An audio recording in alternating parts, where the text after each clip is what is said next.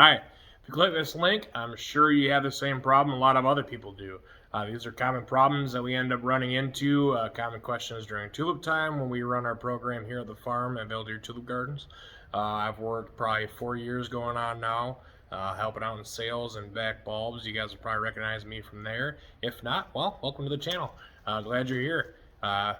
Let's start growing together. I put these in my Jeep. They've been in there for probably about a month, which is probably one of the most common problems is people get them, they put them in the car, they forget about them. Life goes on. You go to the store, you go shopping, you go out to eat, whatever the excuse is, whatever happens, you know, we get busy. Life happens. And then you start doing your Christmas shopping and go, guess what? I got tulips back here yet. Guess what I need to go do? I need to put those in the ground. I need to figure it out. Well, I got, feet of snow. Can't do that. So what's the best thing? Planter box. Part of the issue we have is this. Your tulips are already starting to grow. They're already showing some greenery out the top. The bottom of the tulip bulb has popped. You can tell a little bit there that the root system has already started, there we go, already started to develop, okay? And then you have the greenery coming out of the top. So that's part of the issue we have going on here. So we got to get them in the ground. Like we said, today is Wednesday, December 21st. So we were supposed to get them in October. Well, hey, guess what? Things happen. All right, let's give it a shot. This is going to be the bulb box is what I've called it. All right, so I built a planter box. We'll show that right here, right now. And this is going to be the basics of everything going on with that. Left a little bit of gap. We did a weed barrier. We did our chicken wire. Got that going. Kind of built kind of a rough program to get this all started for you guys.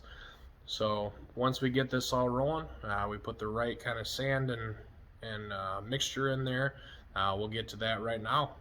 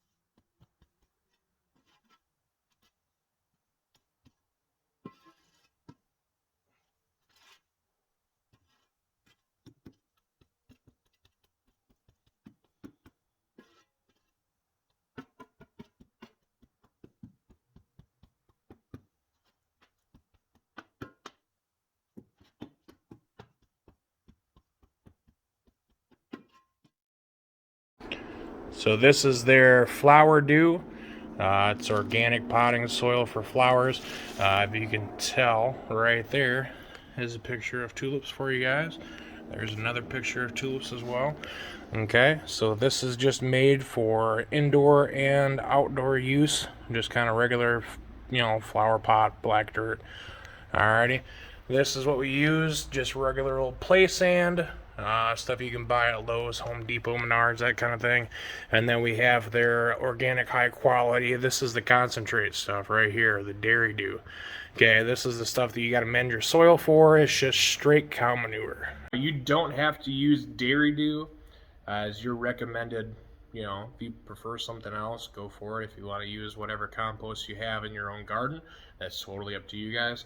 The big thing we recommend is no clay, no peat moss, nothing that's going to hold or retain that moisture in your flower bed. Okay, these are going to be bad for tulips.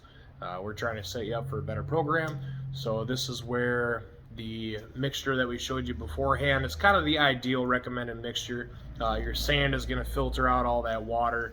Your black dirt is going to have some kind of nutrient base, and then we put the cow manure in there to kind of add more nutrients to that sand base that you added in there, so they do have something to kind of blossom from. And getting into this, we're going to cut this into 3 different sections. So we're going to do 1 too deep, 1 just right, and then 1 too shallow.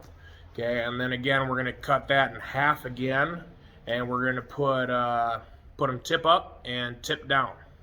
Okay, so probably lengthwise we're going to do the top half, we're going to do tip up, probably the bottom half we'll do tip down. So you'll see that coming up here in a second.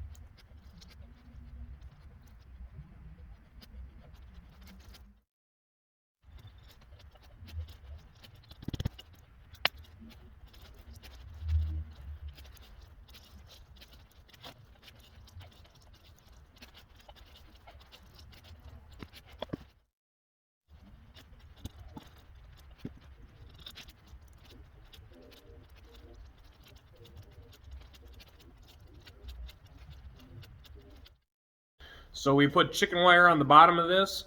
We're gonna put chicken wire on the top. You'll see that here, the finished product here in just a second. Everything moving forward, this is gonna be also critter proof. So if you've got moles, they're not gonna get it from the bottom. If you've got chipmunks, they're not gonna get it from the top. Squirrels as well, they won't get it from the top, and your tulips will be able to grow through it. I kind of went the cheaper route. I wanted a thicker chicken wire on the bottom to be able to hold in a lot of that black dirt and with the weed barrier so it wasn't falling through. So on the top, that's going to be way too tight. I wouldn't recommend that tight. So we're going to cut it up and put some spacing. Alrighty. Let me know what you guys have as far as, thoughts, questions, what do you expect, what you think will happen, what might happen, what's happened to you. Let's get a talk going. Let me know what you think is going to happen, what your predictions are of this, how certain things are going to pan out. I've got everything wrote down, sectioned out as far as what section does what. We'll go from there.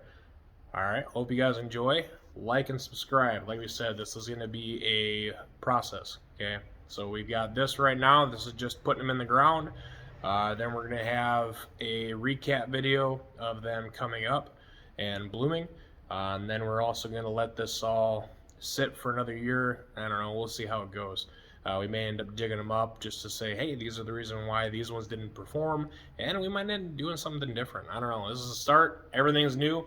Like we said, this is going to be a process. This is your how-to spot.